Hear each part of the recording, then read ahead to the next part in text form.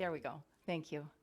I wanted to thank President Van Sickle and all of you counselors and Mayor Payne for giving us an opportunity to speak here this evening.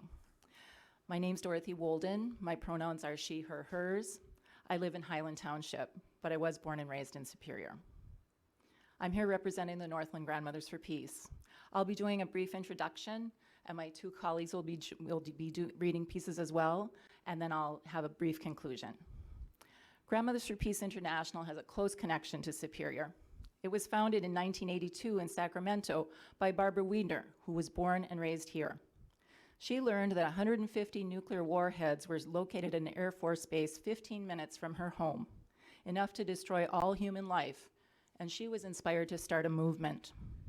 Barbara traveled the world and met with many heads of state with her message about the importance of eliminating the nuclear threat and the role of grandmothers acting to protect future generations.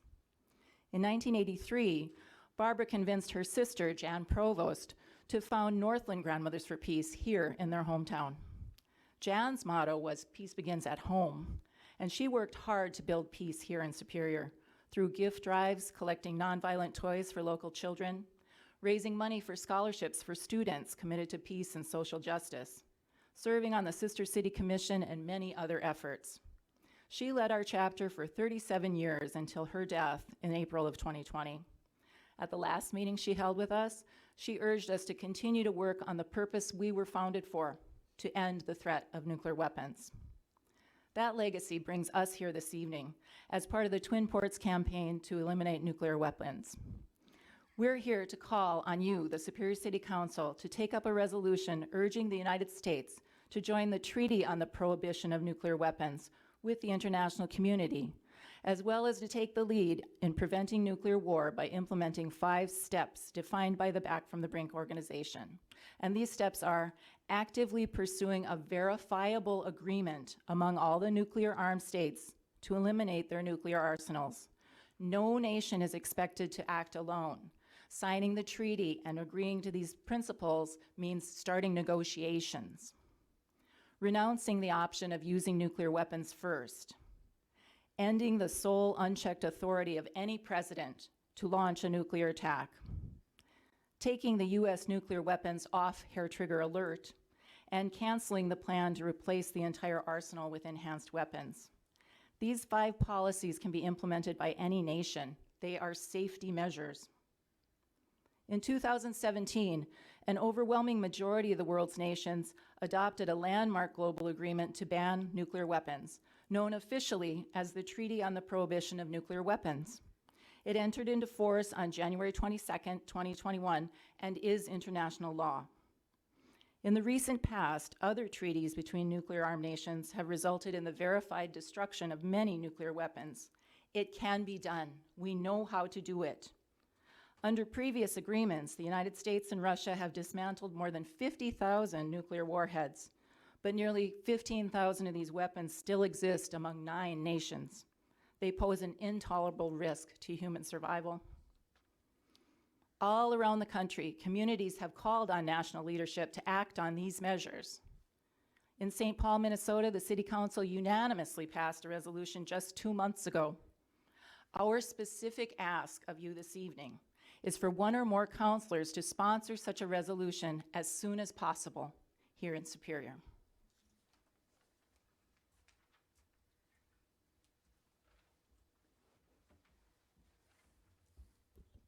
Good evening, and thank you for your time. My name is Christine Olson. I go by the pronouns of she, her, and mama. I've lived in Superior for just over 20 years, and we're currently in Billings Park. As a stay-at-home mother of 4, I know how budgeting can making tough decisions about spending. As counselors, you have to make decisions about spending priorities for our community.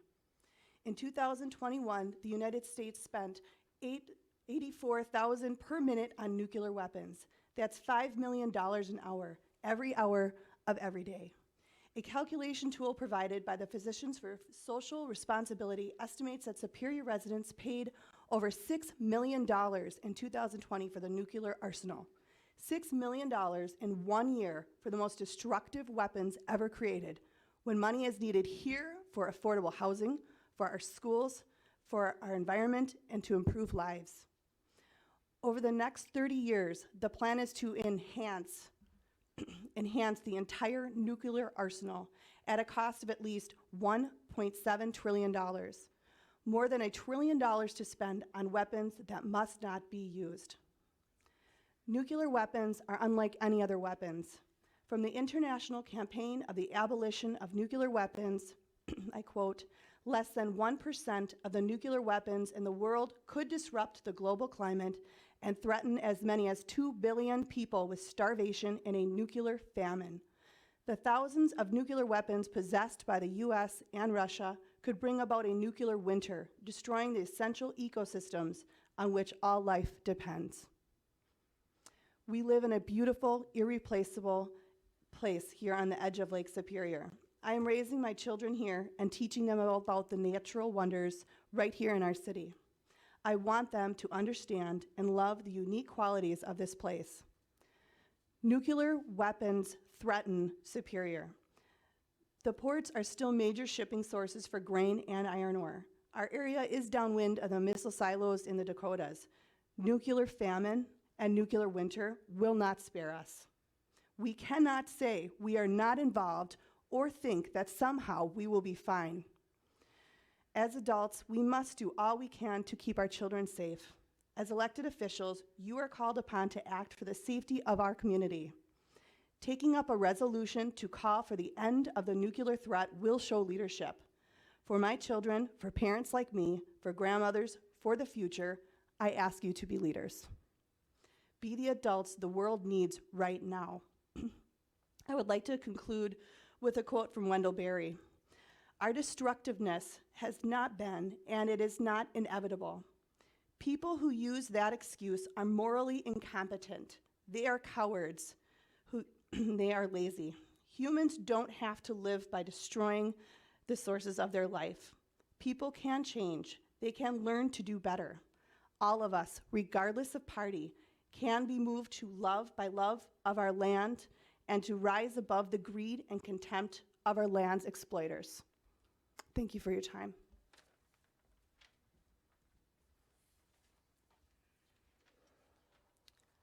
Good evening and thank you. I am here tonight to plead for everyone to think about the nuclear weapons, not to panic, but to at least give it great, strong consideration that we do need to do something and resolve this problem because it affects all our lives, everyone here, everyone in Superior, everyone in this country, and every country. People all over love their countries. My name is Karen Barschdorf. I moved here in 1964. At that time, I was Karen Paffel, and I taught strings in the public school system. I have lived in Superior now for 58 years. And in the summer of 2002, I had the privilege of meeting Jan Provost in Duluth. There were prayers being said for peace and not to go to the Iraqi war. And that's why I was there in Duluth.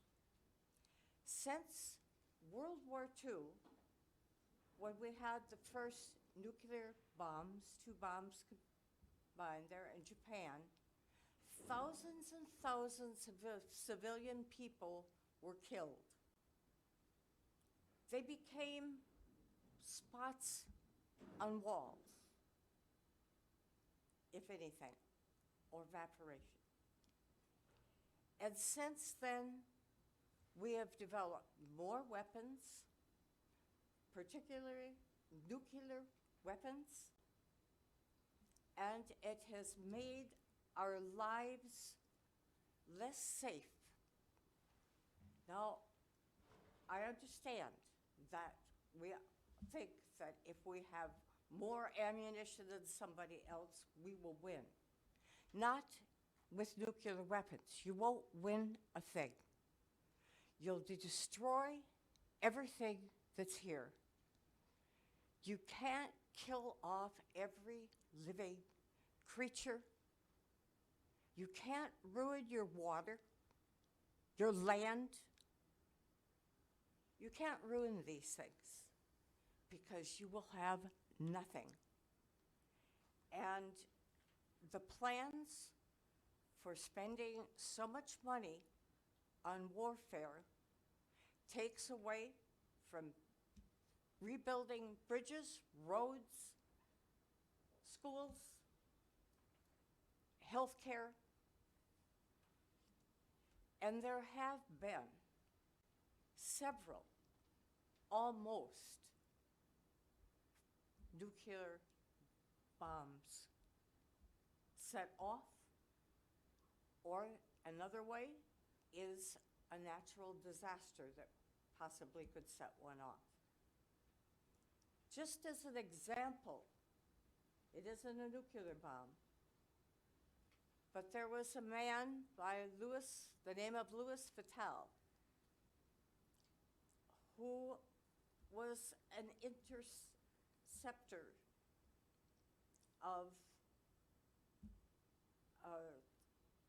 for the military. And on a Sunday morning, his crew received a call to intercept a suspected Russian aircraft. And they were following this aircraft since early dawn. And they were told that it was definitely a Russian aircraft. Fattal peeked up at what he saw when he got closer, and they were told to absolutely go and shoot it down. What he saw when he got closer was American airliner, and it had a missile lock on it, and it was ready to be launched. Fortunately, the pilot was able to dip the nose and unlock the jet to the target. Otherwise, all those people, and they saw women sitting there on the plane, would have been killed. He himself suffered from PTSD following his service. And for the rest of his life, he had nightmares about that particular incident. Now, we not only affect the people that we may end up killing, but we affect the people that are the ones that would do it. This is a great, great, and can be a most great tragedy, one that we don't easily recover from. And in the case of now, we may not recover. I hope you take a look at all of this and decide we really do need a good treaty. And I thank you so much for being here tonight to listen to this, because it's very meaningful to all our lives. Thank you. Thank you. I'll be brief, thank you. In conclusion, we've lived with the threat of nuclear war for nearly 80 years. Nuclear weapons are the most destructive, inhumane, and indiscriminate weapons ever created, both in the scale of the devastation they cause and in their uniquely persistent, spreading, genetically damaging radioactive fallout. They are unlike any other weapons. The whole point of such terrible devices is never using them. The only way to assure they are never used again is by eliminating them.